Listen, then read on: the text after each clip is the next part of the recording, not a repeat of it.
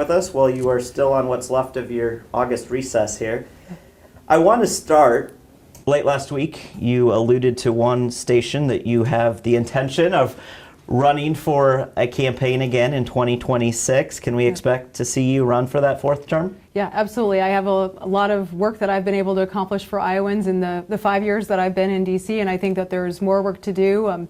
We were able to get a lot done in this first 7-8 months of President Trump's term, but as I travel through the district, which I have 22 counties in Northeast Iowa, I continue to hear stories. Today, for instance, I was at YSS that provides services to at-risk youth. They have major needs so that they can continue to serve those kids here in our community. So stories like that, stories from our small businesses that I've heard from today, those are the reasons why I want to keep running and keep serving Iowans. You're coming off your 5th annual barbecue bash. It makes me hungry just thinking about it. That was Saturday in Cedar Rapids, and you've been quoted as saying, and I want to quote this here, quote, "President Trump has restored the American dream for all of us." Mm-hmm. In your eyes, Congresswoman, what does that dream look like for Iowans and all Americans? Yeah, it's opportunity. It's making sure that we're trying to reduce the size and scope of government, smaller, smarter government for Iowans and Americans.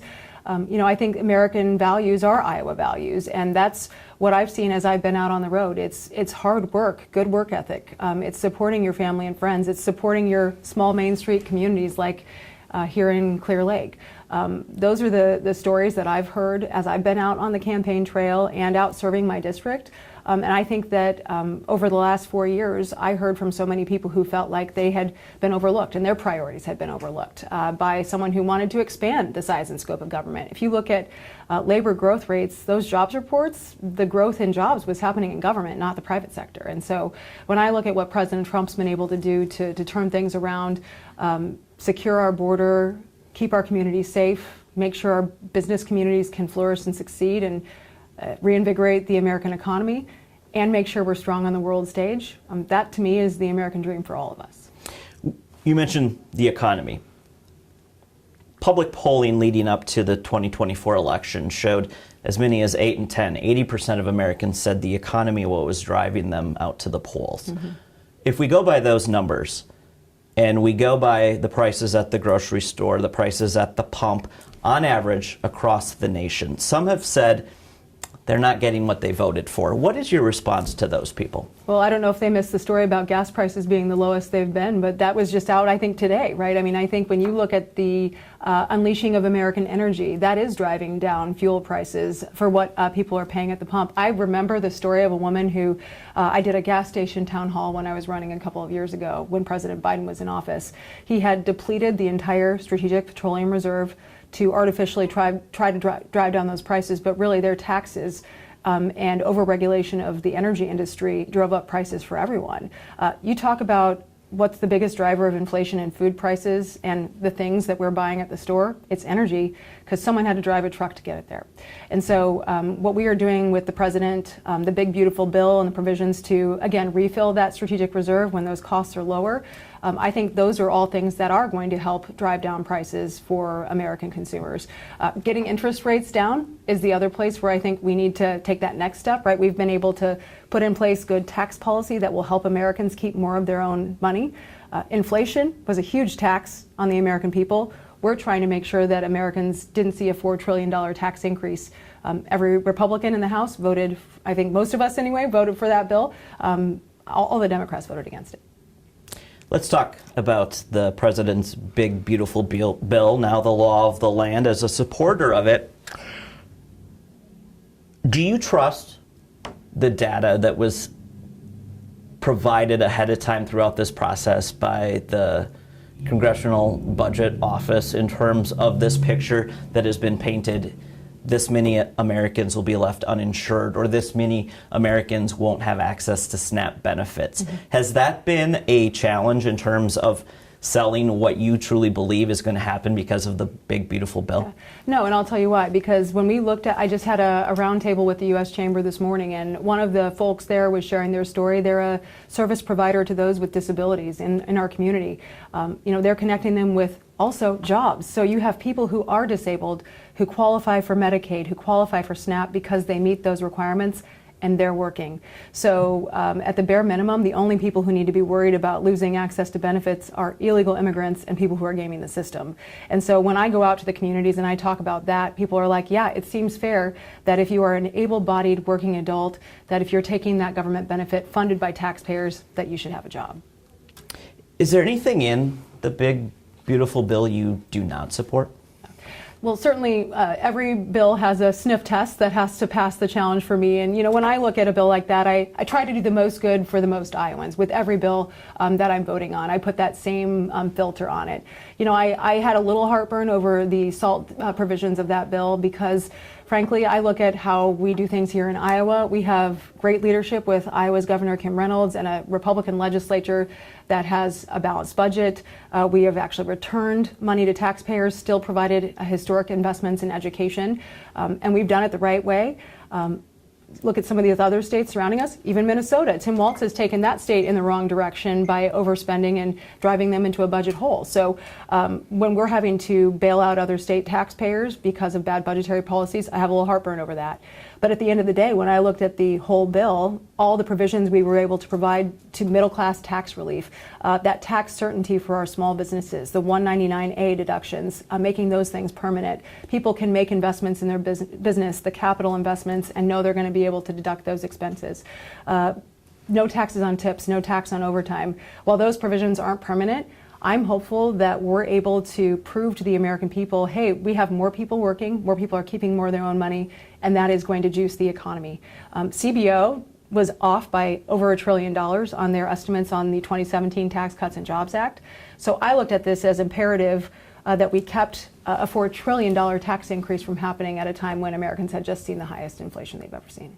Your colleague in Minnesota's first congressional district cited that same statistic when we interviewed him not that long ago. I do want to stay on Congressman Finstead for a moment, if I may. And he told me earlier this month he's optimistic a new farm bill can get completed by harvest time, is what he told me. Do you share that optimism? I sure hope so. You know, and the way I operate in Washington is that I always am an optimist until I can't be anymore, right? I'm always hopeful, and look at what we've been able to get done already this year. I think people love to try to count us out. DC does love a deadline, and I'll say that. You know, sometimes we're up till like 11:59 and right up pushing it toward the end of the deadline. But I am tired of seeing these farm bills just keep getting extended. You know, American agriculture is the driver of Iowa's economy, Minnesota's economy, and I serve with Representative Finstead on the Biofuels Caucus. You know, we're doing a lot of really good bipartisan work there to help support the agriculture community. So we do need a permanent farm bill. I think some of the provisions that we considered must pass, you know, the crop protection tools, the indemnity structures that we needed to update, reference pricing, those things we were able to get included in the One Big Beautiful Bill Act. But I do think that there's more that needs to be done in a farm bill. I think there's more investment to be made in foreign market development. MAP and FMD are two programs that I care deeply about. And while we were able to do some of that in the reconciliation package, I think there's more to do there. I had two pieces of legislation myself included in that. The PRECISE Act, which is aiming to get more precision agriculture equipment in the hands of farmers, using EQIP and CSP as the mechanisms to do that. And then it's called now Save Our Bacon Act, but it is specifically designed to help support our hog industry here in Iowa and the Midwest. What we've seen is an incredible overreach by some other states that seem to want to tell our farmers how to do their job. And even the Supreme Court weighed in and said, well, Congress, you need to fix this problem. And I knew we needed to do something. You've had both Secretary Vilsack under President Biden and you have Secretary Rollins under President Trump saying this is something we need to fix. And so my piece of legislation, the Save Our Bacon Act, says California can regulate their own pork producers, but they can't tell Iowa farmers what to do. And I was going to ask you to tell us more about the Save Our Bacon Act, because the name itself obviously stands out to folks. We love bacon. You bet. All right. I want to talk a little bit here. We've seen you out and about with your constituents, and you've expressed how important it is for you to hear from them, to meet with them, to be in the communities. Mm-hmm. Traditional town halls you are holding in person, even though there have been calls by the GOP party at the national level to avoid them given the political climate. And some are heeding that advice and holding tele-town halls, not the traditional type of events. Why are you continuing down the path you are? You know, we've seen you in Decorah, in Mason City, in our area, where you've faced some, I don't know what the word you want to use, but you know what I'm getting at here. But why the face-to-face? Yeah, some people give me hugs and some people give me other suggestions, but what I think is the most important is I have always pledged to be transparent and accessible. I was a journalist by trade before I got into the political arena, and I always asked people tough questions. I thought I prided myself on doing that, and I've kind of tried to take that same operational standard to my role in Congress. So whether I'm questioning somebody on the dais where I'm asking someone an oversight question as an appropriator, or I'm facing my constituents, I think it's really important that we're all accountable to each other. So I've continued to do them. I did them sometimes under the Biden administration when I was doing them. I might have 10 people show up. We might now have a few other people showing up. But what I think is important is I am proving to people I'm willing to answer their questions. I say this all the time too. We may not agree on everything, but ask me your questions and I'll try and tell you my perspective. Let's have a civil conversation about it. And I will say this too about the One Big Beautiful Bill. A lot of the questions at my town halls, people were fearful about some of the changes, and I was able to allay those fears by telling them what was actually in the bill, not what they were reading online. I want to play off a word there you used, and we've done reporting at KTTC on this in the wake of the Minnesota lawmaker shootings, civility, specifically in politics. Yeah. Horrible events happening on June 14th, not far from the area that you represent. This is home for all of us. Yeah. Is greater civility in politics possible, Congresswoman, and what are you doing to be more civil? Yeah. Well, I think first and foremost, what I would like to convey to people who are watching this is that the majority of the bills that we pass in Congress are bipartisan bills. And they may not make the headlines on the 5 o'clock news, but the majority of those things are things that we all agree on. So I think at the root, I want people to know that the fights you see happening on the nightly news are the most public fights because they are places where we disagree, and that's okay. And we have those sometimes very heated debates in DC. You have them in the legislatures at home. And I served in the Iowa legislature for 4 years too, and the debate style in the legislatures is even more personal because you're right there in the chamber. One thing I think, you know, when I saw what happened with, I would say, my colleagues in Minnesota, right, and what happened here, it was devastating, and I do think we need to focus on civility. I also think we need to focus on safety, and so one of the things that I've tried to do and I'm going to keep doing town halls as long as they're safe to do that. But the reason why I do it is to send a message. I'm here to listen and I'm here to have a conversation. And I hope that leading by example is one of the ways where we can help tone things down. I do think social media is a huge fanner of the flames and things get out of control. I honestly don't know how we fix that problem other than we have to have people who are not just keyboard warriors, who are actually willing to engage in a civil way. If I may play off of that, do you feel safe? I mean, in the wake of this, how does that change just your overall thinking? Yeah, well, I'm a mom, right? So I think about my kids. They're 12 and 14, and you know, they sometimes are out riding their bikes in the neighborhood, and I want them to be safe, not at risk because of my job, and I do think about that a lot.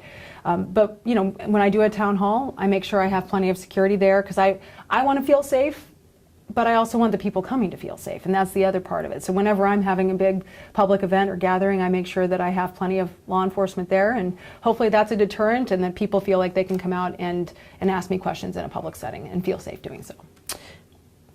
Iowa Governor Reynolds has said that she is going to be stepping away. Yeah. Who would you like to occupy that seat? Yeah. Well, I'm very lucky that I have a lot of my friends who have stepped up to run for that seat. And you know what I think is great is no matter who it ends up being, you know, one of my colleagues from Congress is running. I have a former state Senate colleague that's running. We have a great Republican bench, and if there's one thing I'm not worried about, it's the future of Iowa. I think about our leadership and what we've been able to accomplish in protecting taxpayers, investing in education, investing in Iowa energy, business innovation, changing mental health in the state. You know, I think all of those things are great that we've been able to make some progress there, so I'm not worried at all, and I think that any one of my colleagues will make a great governor. Do you plan to make an endorsement? Maybe. We'll see how things shake out. You know, I want to say never say what you'll never do, but one of the most important things that I pride myself on in Iowa, and you look at our caucus process, right? We vet candidates really well here. And again, the reason why I'm out doing town halls, I think Iowans know exactly what they're getting with me, right? And I think that's true. I call on all my colleagues that as they're campaigning, get out there, have those open and honest conversations with Iowans, and Iowans are not shy about telling you what they really think. My final question before I give you an opportunity to address anything we haven't asked you is one that I'm very eager to hear your answer to, given your background in journalism. And we're asking this to, again, all of the lawmakers on the federal level we are talking to. Yeah. How do you think we, the news media, and you can lump us in together as local media, national media, take us apart, however you want to do it, how are we doing right now in covering all that is our world right now? Yeah, it's a tough job. I know that because I've lived it myself. I was a morning anchor for 11 years, most of it in Iowa, but also in Colorado. And I think that the biggest challenge with the media is people don't trust the media anymore. And I think what you have to do is just be the same as what I'm trying to do, be as transparent and accessible as possible. And I understand that the challenges facing local media, especially now, do more with less. And that's you know, I look at local media as kind of the last bastion of, you're out there, you're a part of your community too, right? And so I count on you to hold me accountable, but I hope I can hold you accountable too. And I think that's the message I would send to people, is that I'm certainly trying to do that as well. Closing remarks, anything you'd like the folks of the 2nd District watching this to know? Yeah, well, just that I have tried to be that open, honest, transparent representative, 22 counties, and I have done already, I think it's after this week, over 85 visits in the district, so this year. I keep doing those town halls because I think they're important. I do in-person town halls, telephone town halls, virtual town halls. So I think it's important to hear from everyone, and I will continue to do that as their representative. Congresswoman Ashley Hinson, thank you so much for your time today.